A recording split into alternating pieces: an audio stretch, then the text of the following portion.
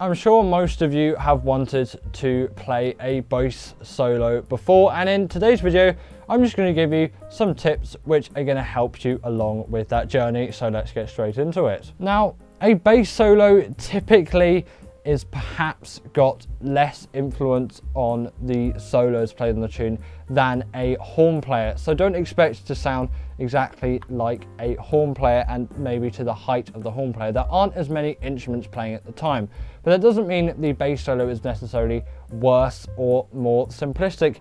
You can still play and do all those things that the horn has done.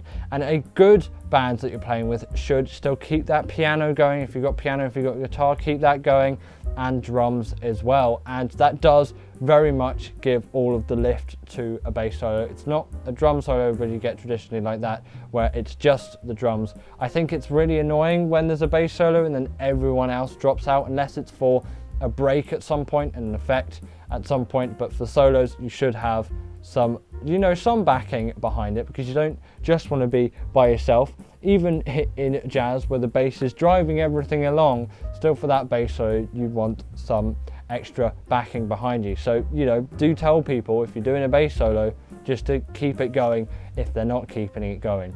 And I would say start melodically and end melodically if possible. If you don't know the melody, that's fine. You can stick to the chord changes. If we take major 7 there, and then we can have dominant 7, minor 7, half diminished 7, diminished 7, and then augmented 7 as well. If you don't know those chord changes, I cover them in much more detail in some of my other videos. I'll link one of them up there, but you can go look at my channel and have some more details on that. But use chord tones if you don't know. Otherwise, use the melodies. Let's take Record Me, for example. You could just start with that first melody figure, and Record Me is the solo example, which I'm going to give you at the end of the video, so you can listen out for me using the melody at the beginning, at the end, and I will come back to that shape. It's a good sort of way to structure a bass solo. You start it as you're going to end it, or you end it as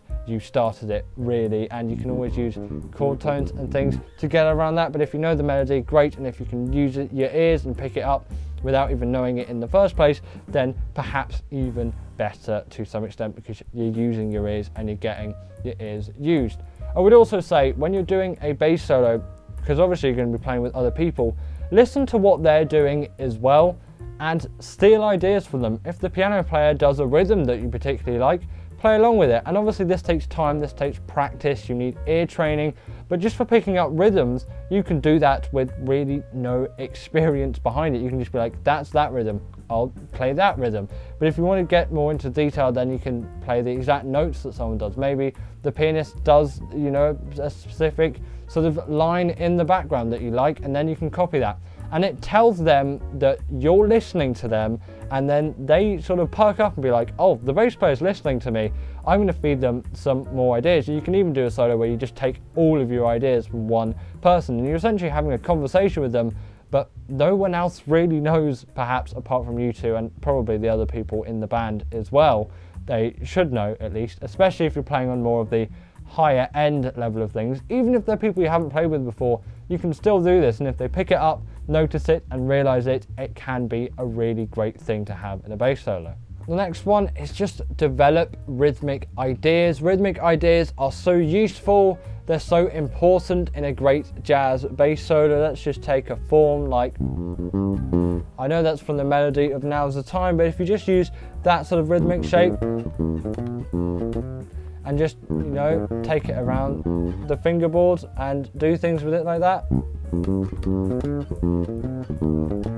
You could do a rhythmic shape like that, and it can be more complex shapes. You can split the beat into 5, you can split the beat into 7, you can do all sorts of sort of triplety things like that, and descend, etc. So you can do all things like that and just add rhythmic patterns, rhythmic devices, and your bass solos will carry a lot more. You have a lot more to do, and just sort of play one thing and then move it up and then move it up and then move it up, and you can get a lot of good bass soloing effect from that per se.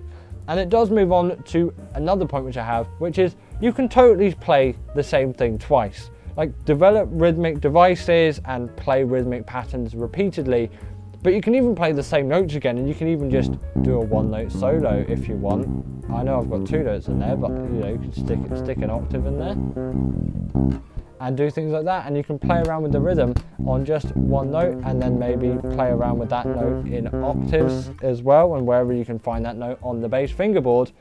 But don't be afraid to play the same thing twice. With improvisation, you can play the same thing twice. It's what you feel in the moment, frankly, and it's not just, oh yeah, just keep playing stuff and don't play what anyone else has ever played. It's got to be your own creative, or just your own thing entirely. No one else has ever played it before, well, frankly, someone else has probably played something very similar, and some of the things you're doing, basically every other like professional jazz musician has done before you. So don't get in that mentality, but you know, feel free to repeat stuff, because repeating stuff is great. It adds effect.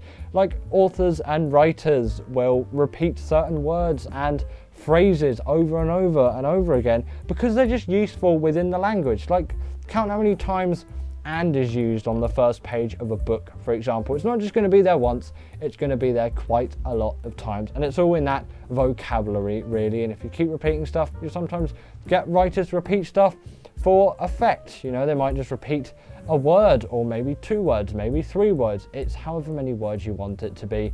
And there's all sorts of references you can make through all the arts, because literature is an art, of course, and they all share repetition. So don't be afraid to repeat stuff when it comes to your solos.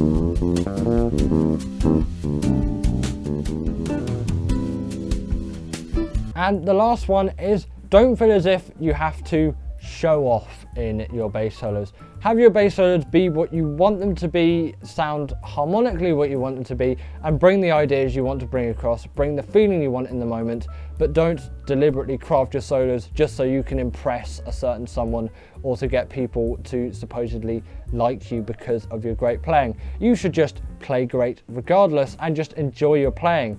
And don't think to yourself in a bass solo, oh, how am I going to impress this person? I'm going to do this really fast, crazy line or something. You can think, oh, I might play this melody here because it's in the same key as this tune or something like that. That's great, but don't go into the mentality of, oh, I want to really impress, you know, everyone like this. And you can go into the mentality of, oh, I'm going to play great tonight. I want to play great tonight. But don't go in just to be like, I want to impress everyone. I want to be better than everyone, because frankly, you can't really be better than everyone to some extent, and in a lot of ways you're worse than everyone if you think you're better than everyone. You should sort of think of everyone as an equal when you're playing at the bandstand with them, because ultimately you're working as a team, and although you're sort of as good as your worst player, especially when it comes to the highest end of things, it is still totally fine to have some slightly lower leveled players with higher leveled players. I really hate saying that because I don't really like it as a thing to say, like low level player, high level player. I know if things and words get chucked around like that, but don't get too cocky essentially. Don't think, oh, you're the best at doing what you do, and just be humble, be nice, and play the solos that you want to play, but don't play the solos that you're going to do deliberately to make yourself seem better than everyone else. So that's all I've got for today's video. So now you know what to do next time you are going to take a bass solo. That's it for today's video. I'll see you in the next one. Bye.